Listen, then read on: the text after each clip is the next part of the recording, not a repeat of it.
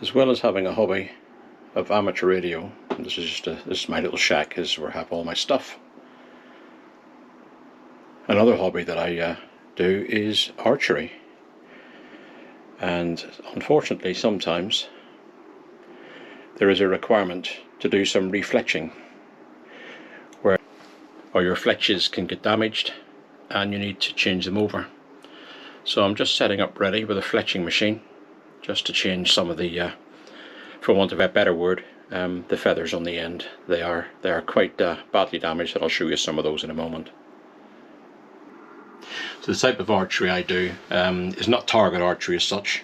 I think people would imagine standing in an open field with targets set at certain distances, but it's not. I prefer field archery, which is a course archery where you actually move around a course, normally in a wooded area, and you're shooting at targets at unset distances, which kind of challenges your ability to shoot different targets, different distances, under different conditions.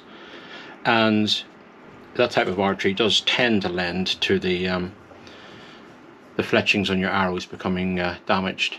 And as you can see on that one, I'm missing a few chunks out of there, so that'll need replacing. They're not expensive arrows. I think I buy 12 for about £30 off eBay, and they're a 500 spine, which suits me. I'm quite happy with those. Again,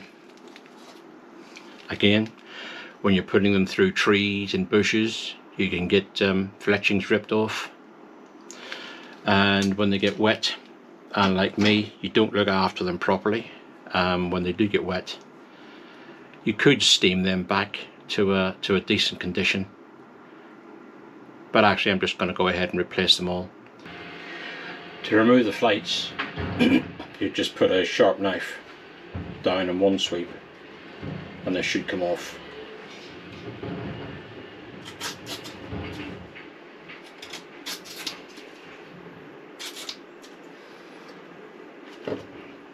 And then I take a little bit of sandpaper and I take off the remaining parts of the glue. Now this will take the paint off, unfortunately, but for me they don't need to look pretty, they just need to be practical. These eBay bought arrows, I'm not sure if you can see that, but just around the bottom of the fletching, sorry, they put like a transparent heat shrink wrap on it. So that's the first thing you do, is cut that off. Just be careful you don't cut your finger. So this is the stuff that I use for re-fletching my arrows. I have a fletching glue. This particular make is from Boning. I understand that fletch glue is much better than super glue, even though they're very similar, in that the fletch glue has a certain amount of flexibility with it. It's not quite so rigid, and therefore the fletchings can take a little bit of punishment and not snap off. The fletchings that I use when re-fletching are eBay fletchings. I get 100 in a pack, and yeah, they serve me well. They do alright. They're going to get ripped off, so I'm not putting anything expensive on the arrows. 2 different sizes of heat shrink. All depends on which one suits the fletchings best. A penknife, knife sharpener to keep the blade nice and sharp for when I'm taking the fletchings off, and a fletching rig or a fletching machine. And this particular one comes from Avalon. It's not expensive. I think it cost me about £15, and it's a good machine, and I'll show you how that one works as we get through the video. Oh, and when I've taken all the fletchings off, I rub the arrows down with isopropyl alcohol, so I always have a bottle of that handy. It I believe helps the glue stick a little bit better. So there we have all the arrows, no fletchings, all rubbed down, all sanded down, and all cleaned, so we can now start hopefully putting new fletchings on there. I'll say they don't look pretty, they're not meant to look pretty, they're going to get battered up again, so it just saves me buying a new batch. This is my fletching rig, and for those that don't know, they're very simple to use. And there are plenty of people who will probably tell me I'm using mine wrong, but it serves a purpose. Down here is the arrow holder, so you put your arrow nock into that part, and then that goes up and it sits in this rest here. So basically the arrow is going to sit in there like that. That is your adjusting screw there, and on the inside of the barrel, this collar has got a straight line on it. When that line is 90 degrees to the block, which is that way, that is your cock feather setting. So the first feather you put on, the first feather I put on is the cock feather. So I would turn that dial like so, and just keep turning around. It notches until the line is now vertical, 12 o'clock to the block, and I now know that that is the first feather I put in will be the cock feather. To fit the arrow, really quite simple. Put it into the top rest of the block, bring it down, and then put the nock into the holder all the way down, and then that is your arrow set. I tend to just bring a little elastic band over it, just like that, and it keeps the arrow firmly in the rest, and it doesn't move, and it holds. So every time I turn that arrow, that is the next place there. Sorry, I just knocked the camera. That is the next place for the next fletching. There, it clicks, it tells you when it's in the next place. That is the next place, and that would be the third one. So that's quite simple. This is the butterfly clamp, and this is where you take your measurements from when you're putting your fletching on. That just simply holds on a spring that will hold your fletching. The back of the butterfly clamp goes onto a backrest on the machine there, which means it cannot move, and then when it goes onto the magnet, like so, that is now set in a permanent position and can't move. So you know that each time you do that, each fletching is set exactly the same as the one before it. So they're all symmetrical when they go around the arrow. I've put a little blue mark on my clamp there, and that is where I put the base of my fletching, the bit closest to the nock. So that in effect will go in that way. I'll show you what that looks like in a second.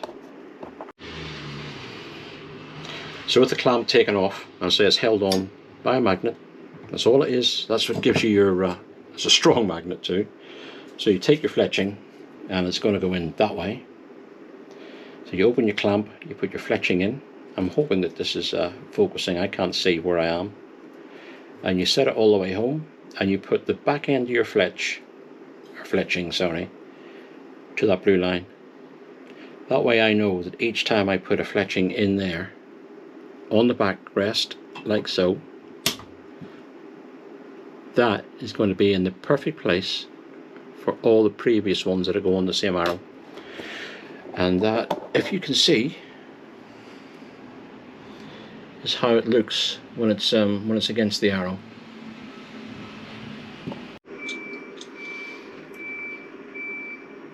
So with the fletching and the clamp, it really is now quite a simple process. That is the spine of the fletching there, and you will run a very, very thin bead of the Boning's fletching glue down that spine, and then you'll offer it up to the clamp using the backrest first, into place like so, and then you just simply squeeze the clamp down, keeping the back post, sorry, the back of the clamp on the backrest, and then just offer it down to the arrow. And when you can't push it down anymore, that's it done, and you leave that for 30 seconds. And then when it's done, you'll be able to open up the butterfly clamp, take it off, and that fletching is already done. So we'll give the first one a go. So to help me with my eyes, as I'm not brilliant nowadays, I will use a little magnifying glass like this, and it goes in there That allows me to see the spine much better. And then I apply my bead of glue along that, the magnifying glass helping me. And then I'll offer it up to the arrow. So with the arrow in place,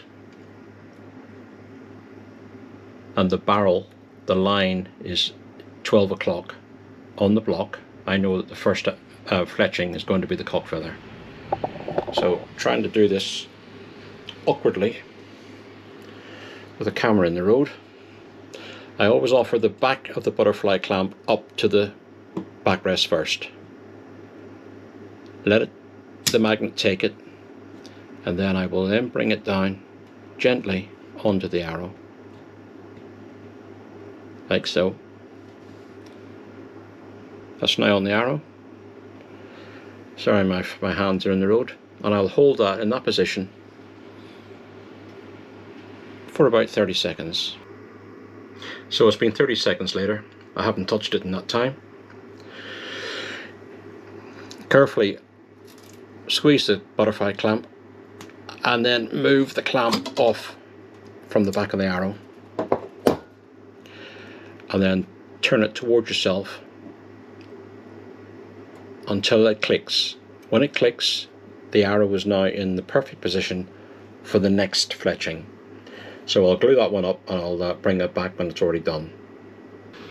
So as before,